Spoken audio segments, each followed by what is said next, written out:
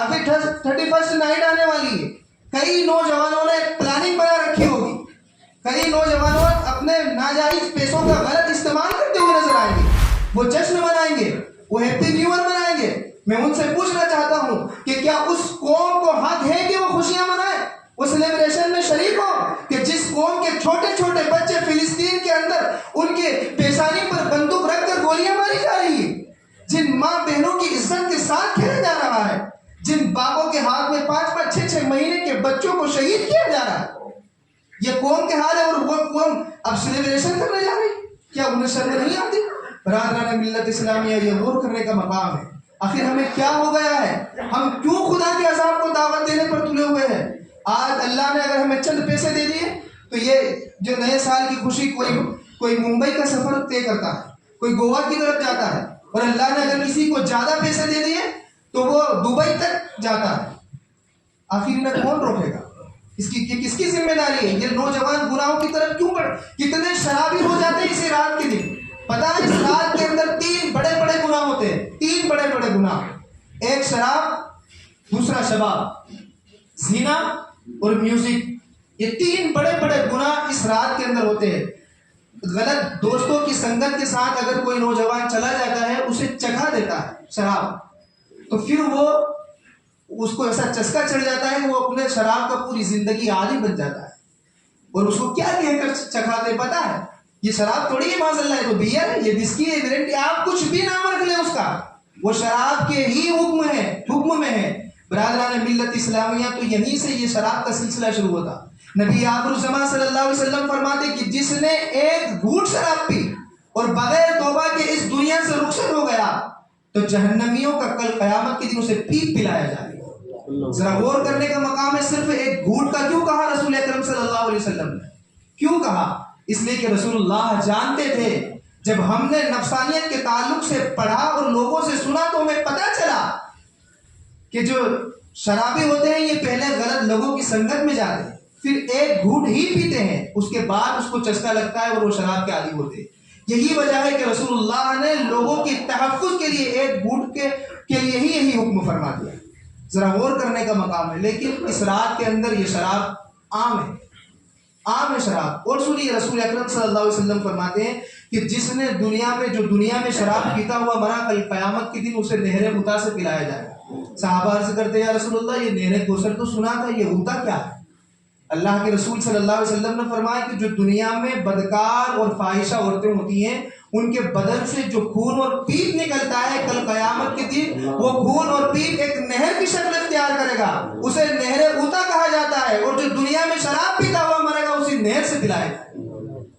کہانی کس سے نہیں ہے, اور میں بارہا کہتا ہوں کہ یہ کسی ہندوستانی لیڈر کا حکم بھی نہیں ہے, کسی ہندوستانی نیتا کا حکم نہیں ہے جو 24 گھنٹے میں 48 رنگ بدلے, بلکہ یہ اس نبی آخر الزمان کا فرمان ہے کہ کائنات کا ذرہ ذرہ بدل سکتا ہے مگر رسول اللہ کے نکلے ہوئے الفاظ کبھی تبدیل نہیں ہوتے. لیکن آخر کیوں ہمارے نوجوان ملوث ہوتے چلے جا رہے ہیں؟ زینا, اس رات کے اندر زینا ہوتے ہیں, پہلے سے پلاننگ ہو جاتی ہے, ہوٹلیں بک ہو جایا کرتی. نوجوان نسل اگر کسی اس میں سے کوئی ہے تو وہ اللہ کی بارگاہ میں توبہ کر لے. زنا کے تعلق سے ایک شخص رسول اللہ کی بارگاہ میں حاضر ہوا, عرض کرنے لگا یا رسول اللہ, میں سارے گناہوں کی توبہ تو کر چکا ہوں, لیکن ایک ایسا گناہ ہے کہ میں مجھ سے چھوٹا نہیں جاتا, میں زنا کا عادی ہوں. یا رسول اللہ, آپ مجھے مہلت دیں, میں بھی زنا کرتا رہوں معاذ اللہ, لیکن میں جلد چھوڑ دوں گا. نبی آخر الزمان صلی اللہ علیہ وسلم نے اسے اپنے قریب بٹھایا. بٹھانے کے بعد آپ نے فرمایا کہ اے شخص مجھے بتا کہ اگر تیری بیوی کے ساتھ کوئی زنا کرے تو کیا تو برداشت کرے گا؟ اس نے کہا یا رسول جلال میں آگا, نہیں یا رسول اللہ, میں کیسے برداشت کر سکتا. کہا تیری ماں کے ساتھ اگر کوئی کرے تو؟ کہا یا رسول اللہ مجھے ہرگز برداشت نہیں ہے. کہا تیری بیٹی کے ساتھ کوئی کرے تو؟ کہا یا رسول اللہ یہ بھی برداشت نہیں ہے. کہا تیری بہن کے ساتھ کرے تو؟ یا رسول اللہ برداشت ہی نہیں ہے, میں اس کی آنکھ نوش لوں. اللہ کے رسول صلی اللہ علیہ وسلم نے فرمایا کہ جب تو زنا کرنے جاتا ہے وہ بھی تو کسی کی بہن ہوگی, وہ بھی تو کسی کی بیٹی ہے, وہ بھی تو کسی کی ماں ہو سکتی ہے, کسی کی بہن ہو سکتی ہے.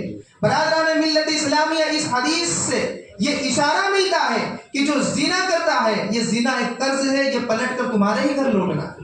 پھر تم کتنی بھی اونچی اونچی دیواریں کر لو, گھر کے اندر کتنی بھی بندشت کر لو, اگر تم نے کسی کی ماں بہن کے ساتھ منہ کالا کیا ہے تو وہ تمہارے ساتھ تمہاری ماں بہنوں کے ساتھ نہیں ہوتا. تو اللہ کے واسطے ان بڑے بڑے گناہوں سے بچتے ہوئے نظر آئے. وہ سنگیت گانا اسی رات کے اندر نوجوان نسل بڑی تیزی سے یہ ایئر فون یہ ایک ٹرینڈ چل گیا ہے.